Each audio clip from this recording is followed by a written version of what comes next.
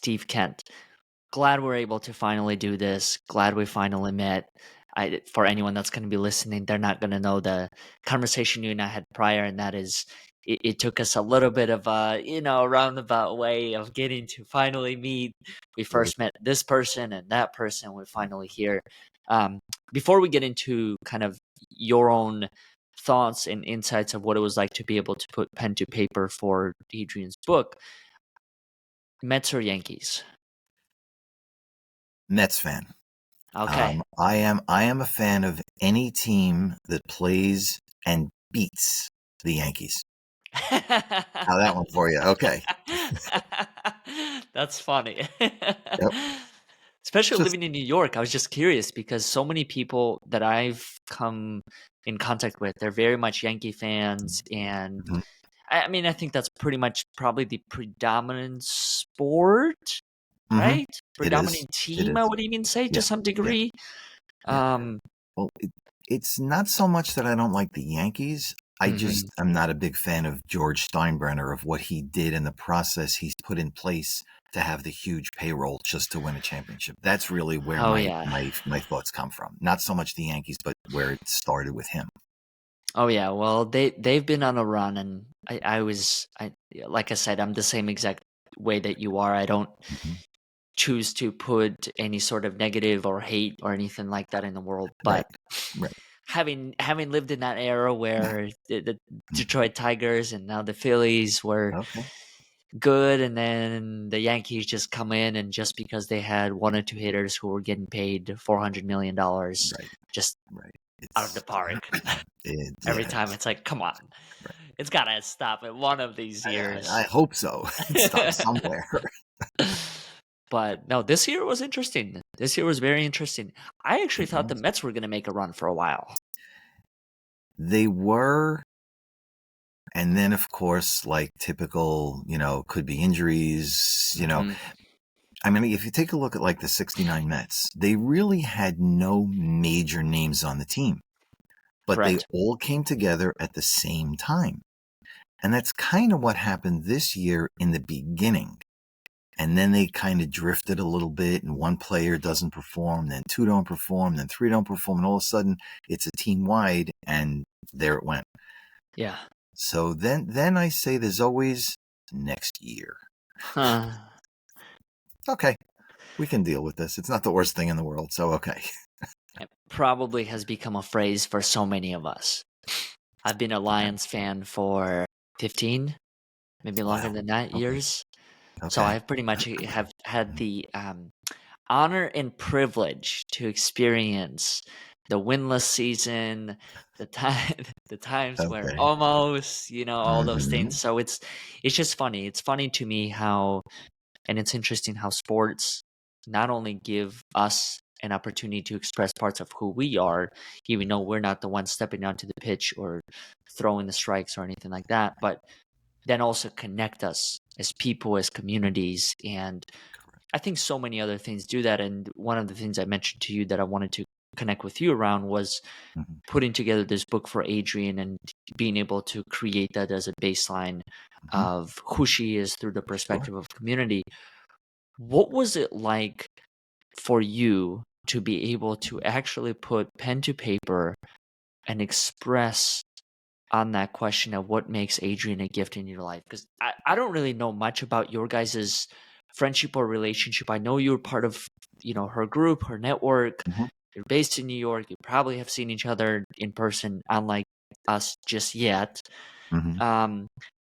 What was it like to be able to express that to her, considering that you probably have known her for a while?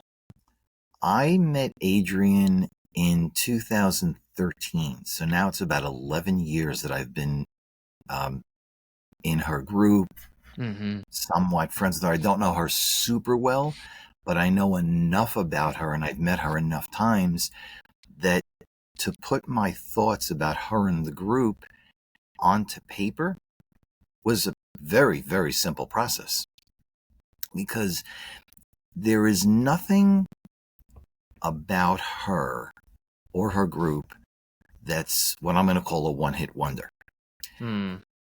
She, as long as I know her, which again is about 11 years, she has consistently shown character. She's helpful. She's caring. She's giving. She's sharing. I mean, all the things you would want in a person you associate with continuously. Selfless is an understatement. She gives so much more to everybody than she gets back. And she truly is a unique individual. And quite frankly, I'm extremely fortunate that I've had the time and the interactions that I've had with her, because there aren't a lot of people like her out there. There's not. Unfortunately, there's not, but there's not. So to get to know her, to be part of her group is truly an honor. And I'm so, like I said, I'm privileged to have that opportunity.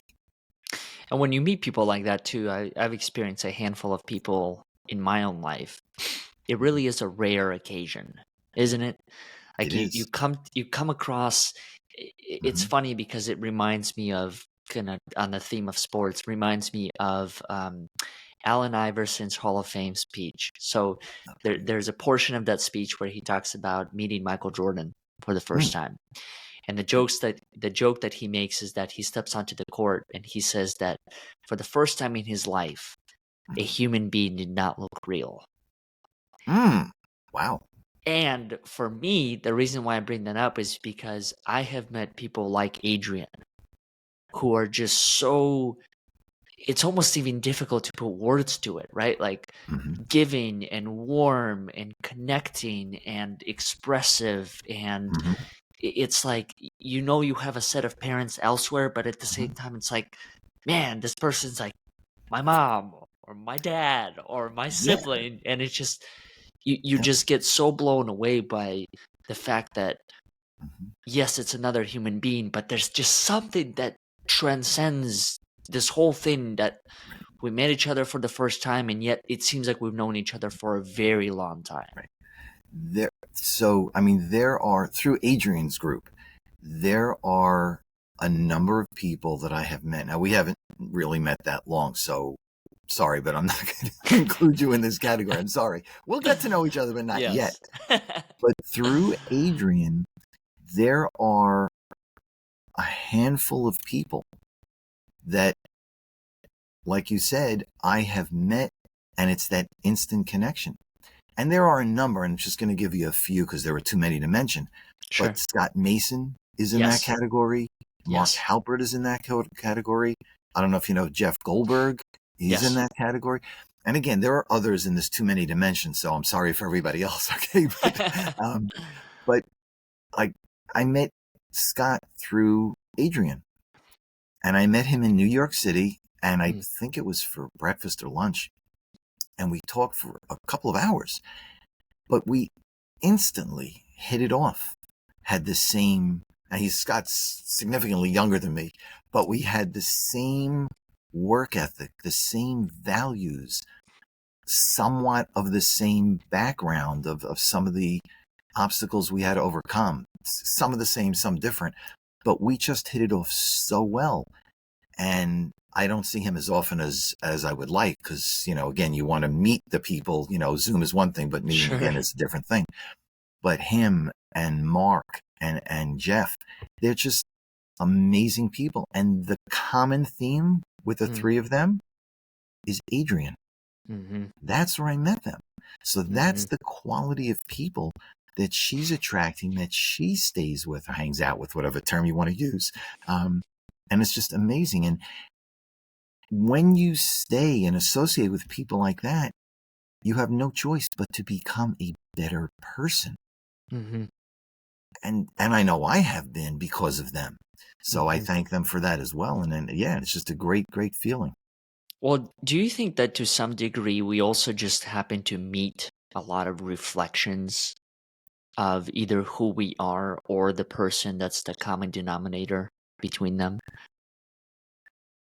We do tend to meet them, but in smaller numbers, and in some cases, it's far and few between.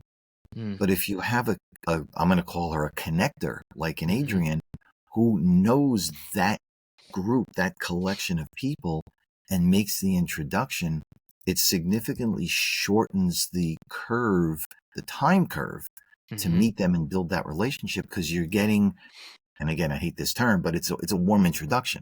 She Mhm. introduced me to Scott. She introduced me to Mark. That's how I met these people. Would I have met them? Maybe. I Mm. don't know. But when you have that connector, um, it just makes things easier, and you can hit the ground running, as they say. So, yeah. You think that's just the luck of the draw? That the because I've been curious about this part, right?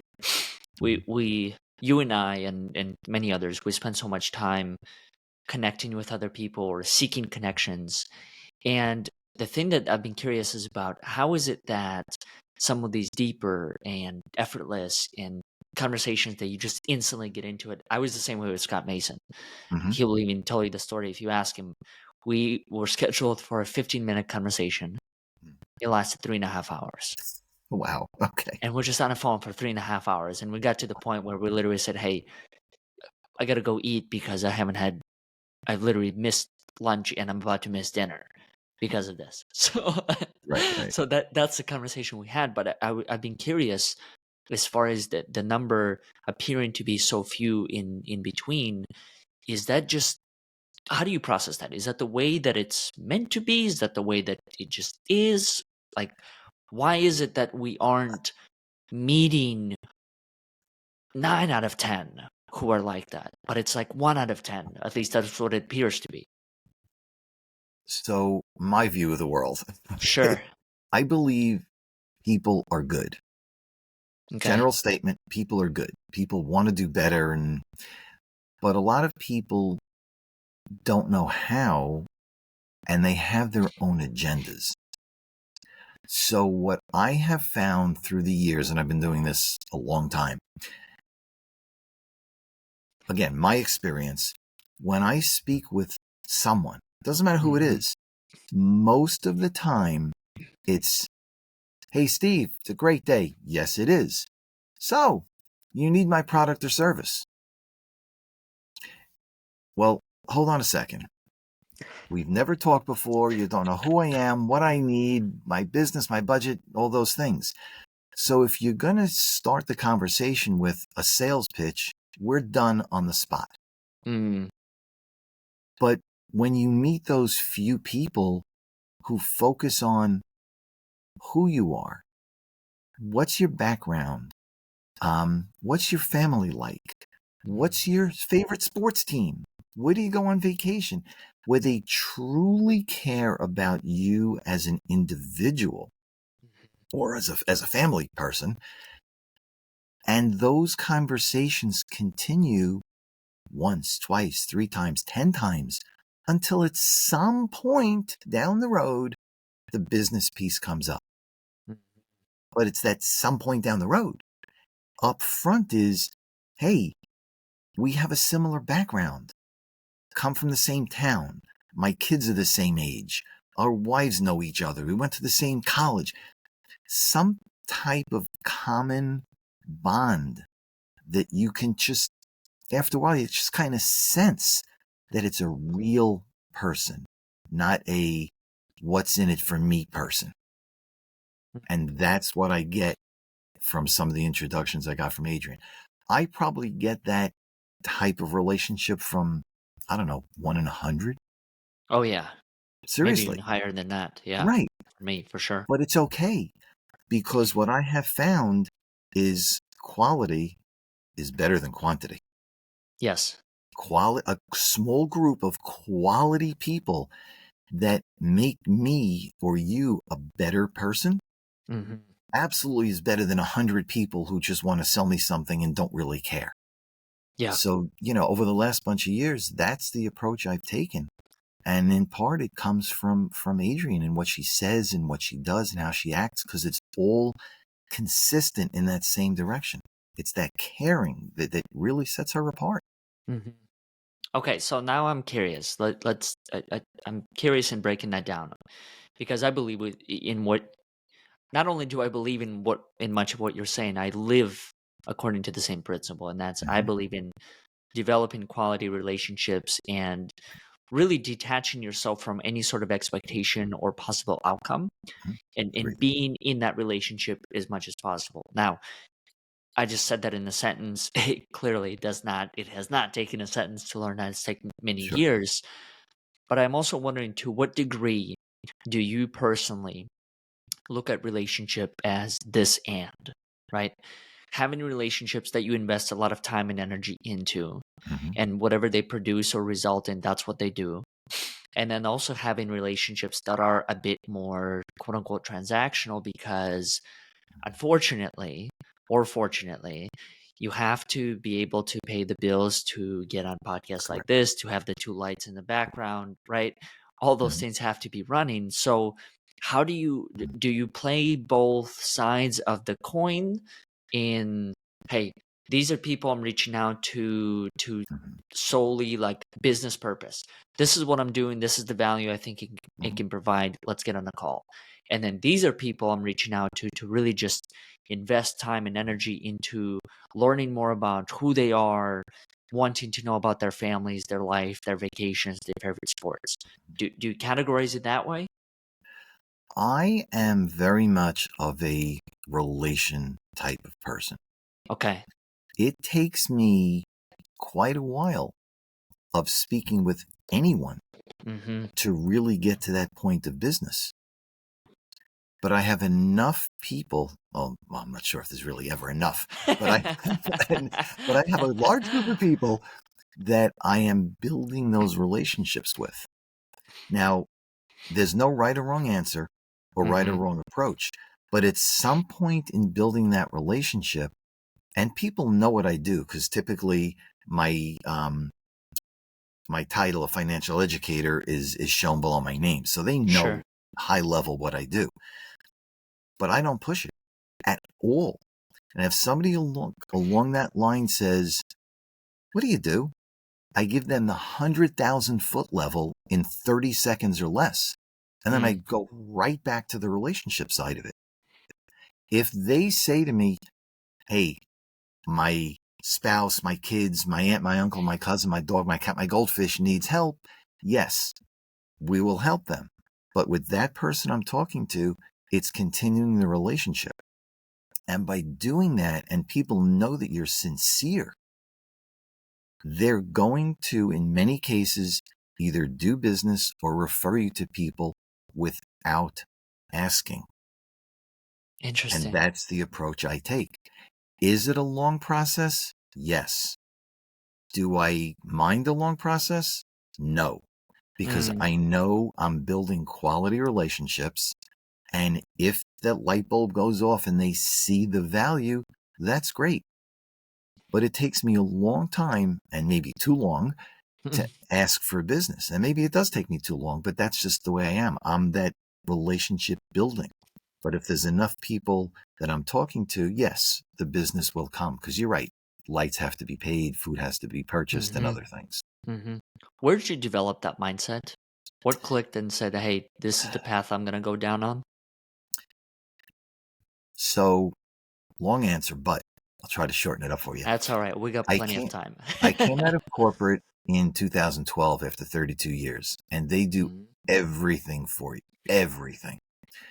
I opened my own business having zero knowledge of what it takes to own a business, and it didn't work for a bunch of reasons. But I learned about relationships through Adrian when I met her in early 2013. And it slowly built. And as I started to understand more about the way she thought, the way she acted, I always tried to emulate people that are, I don't want to necessarily use the word better, but have a different approach than I do, that I see makes sense.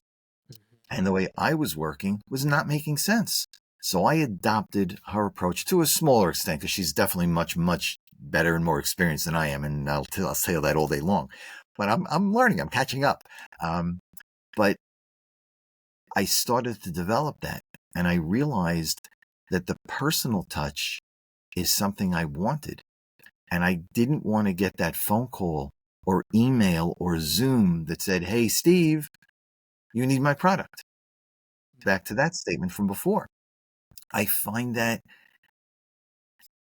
I don't know what the right word to use here. I don't find it kind, caring. It's a sales approach. It's I want to sell you today so I can pay my mortgage. Well, you have a mortgage. That's your issue. You bought the house. You have the mortgage. Go figure out how to pay it. Don't make me a sales pitch or a notch in your belt to pay your mortgage. Get to know me first. And it's just been building over the last couple of years. I'm part of a group. I don't know if you're familiar with the platform called Alignable. No. Mm-mm. And it's a cross between Facebook and LinkedIn. And it's very much relationship driven. So much so that if you post, "Hey, my name is Steve and this is my business," they will take your post down because it's relationship. Get to know the person first. Mm-hmm. And over the last year, that's been a great platform because that does and professes what I do and believe in. And I'm Alignable. flourishing on that platform. How'd you hear of it? Somebody, I don't remember who introduced me to it. It's a free platform. It's called alignable.com. It's on your computer, not so much on the phone. Although I think they're working on a EDA version, but right now it's on the computer. It's so fascinating to me, all these different platforms. And I know you and I briefly even spoke about COVID and the impact of it. All of these platforms that I'm seeing as a result of COVID-19, literally, in all these different spaces, groups, communities. And I would even argue a lot of them didn't really even exist. And it was more so the circumstances forced us into all of these things where we had to figure it out, as you said, right? Like, how do we connect? What does working with each other look like? Because, yeah, COVID happens, but, unfortunately, it's not going to pay your bills, and you still got to figure that out. I was part of a group that was formed in, I want to say 20. I want to say it was 2020. Okay. Networking group.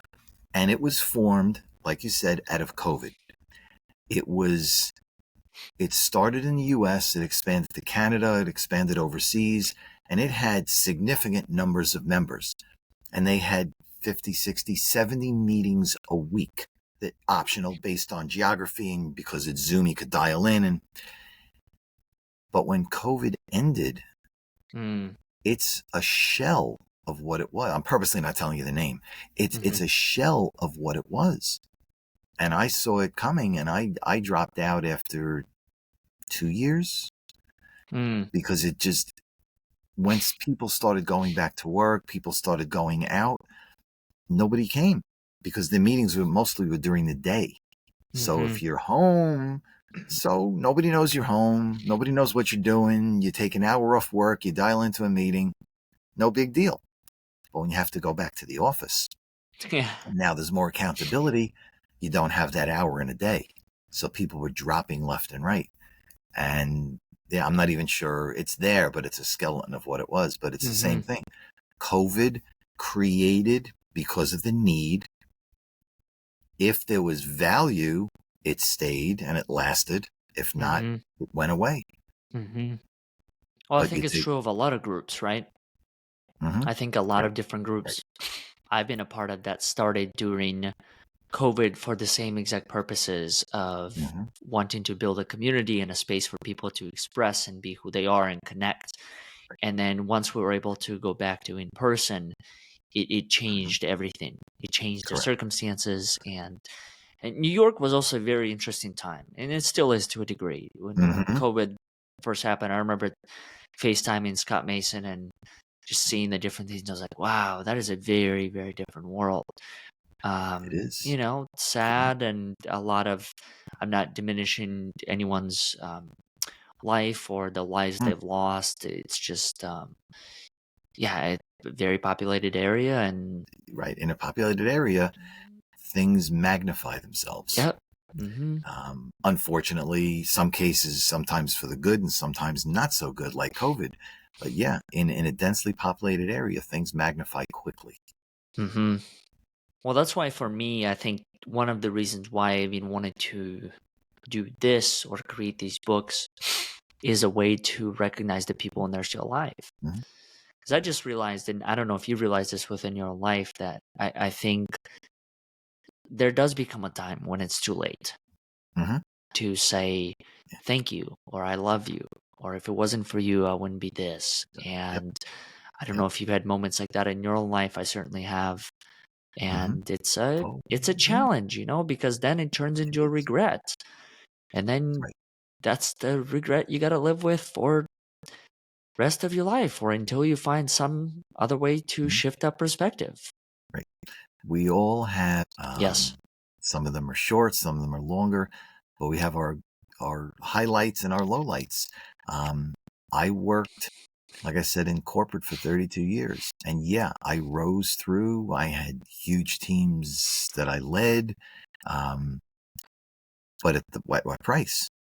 Yeah. And the price is I missed how many birthdays, how many Mm. anniversaries, how many family functions, because I was rising the corporate ladder.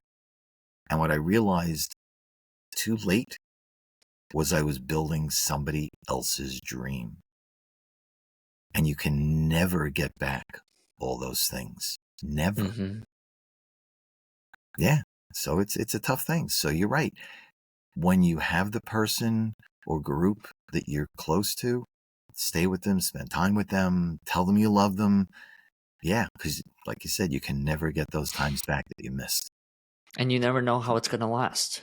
You never know how Correct. many more breaths you have, right? How many Correct. more moments. I Correct. think that's the thing that I've definitely learned throughout my own experience, and that's not to take life or relationships for granted, because Correct. you don't know. You don't know. You don't know. This You might be don't. the last conversation. I hope not, but Right. Right. we don't know, right? So it just so Yeah. many different circumstances and things Mhm. happen in people's lives, and I think being able to express all of these things for me, it's important. And I was Mhm. actually even going to ask you, is gratitude an active component of who you are, your life, your day, or is that something you kind of just learning, practicing? I'm learning Do you believe in gratitude. it? I do believe in it. I'm learning it. I do not practice it enough, which is in Mm-hmm. my mind is a mistake. Mm-hmm. So I need to get out and send those. I know Adrian does this. To send those every day, just a quick something to somebody saying, thank you for helping me this. Thank you for being who you are. Thank you for being a friend. Thank you. Thank you. Thank you. Mm-hmm. I'm starting to. I don't do enough of it, and that's my mistake that I have to continue with. But Mm-hmm. yeah, um, people can choose to work with you, be your friend, be your emotional support. They can choose to have you in their life. They also can choose not to have you in their Not to. life. Mm-hmm. So that gratitude that you brought up, that whole mindset, I'm starting to learn more and more that it's important to let people know. Mm-hmm. And you're not asking for anything. It's just thank you for being you. Thank you Mm-hmm. for having me on this podcast. Mm-hmm. I need to do more of that. No question. Mm-hmm. Mm-hmm. And I've also learned that I think in even expressing that, because I remember there were times when I would express it and then I would worry, well, is Mhm. the person going to receive it well? And what are they going to say? And then I just started to realize it's like, that's not my journey to go on. Correct. That's their Correct. journey. Just it is my journey to be able to express it. It's their journey to be Mhm. able to receive it if they choose to, which I think I'm so glad you brought that up. And that's that concept of choice.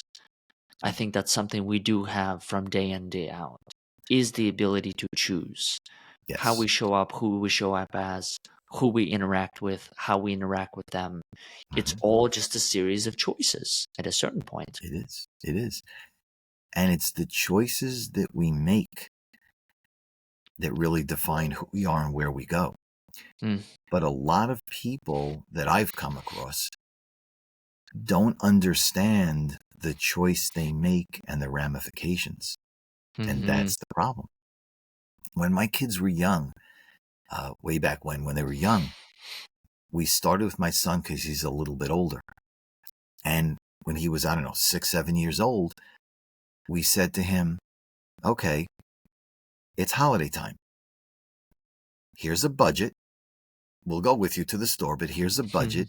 Pick out what you want, because his birthday is the end of November. So between his birthday and the holidays, here's a budget. We'll go with you. Pick out whatever you want within that budget. And he picked something out. And we said, whatever you want, but just make sure you're going to use it. It's your choice. My parents said the same thing. Something of what he picks out, he uses, and something he doesn't. The following year, we reduced the budget. And we slowly taught him, really think. I don't need a decision this minute, but think about what you want, and then we'll go and buy it. And it gave them the ability to think critically of, am I really going to use this toy truck, or do I want this water gun, or whatever it is? And as they got older, every decision they make, they really sit there and say, okay, bad example, if I go to the bar and I have a drink, how many drinks do I have? Because I have to go out and drive. Now, if I go out and drive and something happens, I'm liable. So do I really want a drink?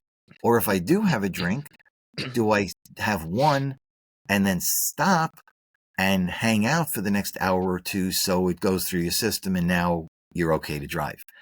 But they think, what do they want to do? What do they want to buy? Where do they want to go? It's that critical thinking. And both my kids now, they're in their 30s. Both of them think the same way. What's the upside and downside of a decision that I make? Their decision.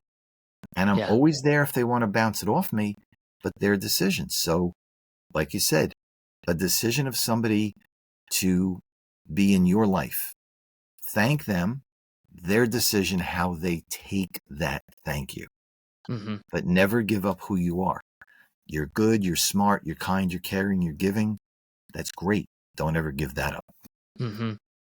And it's interesting that you even bring that up, because it took me back to my childhood, which I'm learning now. I'm definitely learning or relearning much of my childhood even as we speak, because I'm thinking of all the times throughout my younger years when my parents did the same exact thing. Here's a budget. What would you like? But also, like, think long term, right?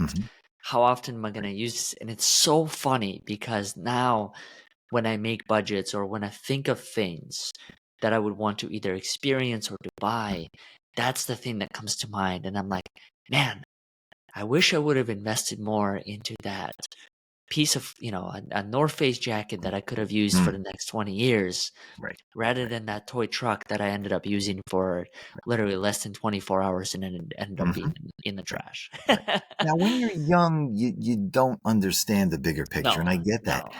But it's the thought process that we're trying to go. And it does work. And it's everything that we do. And as I said to my kids early on, it doesn't matter how much money I have. The thought process says money doesn't grow on trees. So make the smart decision. Spend a little bit less now on what you want, and save some for down the road when something happens and you don't have your income. That's the money you can live on. I call it play money. Example, you make $10,000 a month. Minus taxes, you're at 6. Sad statement, but okay. Now you're at 6. Once you finish paying your expenses, you've got 4. I'm sorry, your expenses of 4, you've got 2 left. Sure. what do you do with the 2? Some people use the 2 and go out and spend. Some people save the 2. I'm a proponent of a little of each. Mm-hmm. You have to enjoy yourself now because you don't know how long you're going to be here. But you also want to save a piece for later, for down the road. When you want to retire, when an unexpected bill comes along, you want to help your kids with a wedding. So I'm a proponent of a little of each. So that's the mindset I've instilled in my kids. Whatever you make after taxes, pay your fixed expenses, and then split the difference of go have a good time and save some. Mm. Well, speaking of finances, for anyone that's going to be listening, what do you do? Where do people find you? Where do people connect with you? So I am a financial educator. Mm-hmm. And what that means is I help people to understand their options that they were likely never taught in school, in work, and in life. Mm-hmm. Most people work the 40-40 plan, which is you work for 40 hours a week, you work 40 years, and you retire broke. I show them options that they can change that to live the life they want and leave a legacy to their family. You can do both. That's what I do. How to find me? My website is stevekentfs.com. You can find out a little about what I do. There's a link to my YouTube page. You can schedule an appointment. You can do all that kind of fancy stuff out of there. And that's how to find me. There's also a short 2-minute video on what it's like to work with Steve, so you can see me explain what I do, how I work. Very much of an educator. Mm-hmm. My goal is to help people because I made some very, very bad financial decisions because nobody helped me. Mm. So I take my experiences and I help other people so they don't make the same mistakes that I did. That's Mm-hmm. why I do what I do. Isn't it interesting how life sometimes creates these situations where the only way to learn is to teach through your own experience? It is. I've learned It this more is. times than I can count. The best way to teach is through experience. Mm. When I went to college, classic example, I went to college, I have an undergraduate in accounting. And I would sit in those classes and a lot of the teachers would say, this is how you do this. This is how you do that based on the book. And you look at the teacher and say, just out of curiosity, have you ever worked? And in many cases, the answer is no. No. Mm-hmm. So you're teaching me out of a book.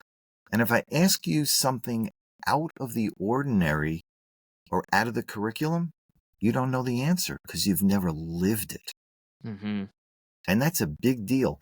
And regardless of what people do, what profession you're in, if you have the book smart and the experience, you are so much more valuable to other people Mm-hmm. because you truly understand. You can be empathetic because you've experienced. I know the pain you've gone through. Here's how I worked my way out of that situation. Let me help you. Mm-hmm. And that adds tremendous value.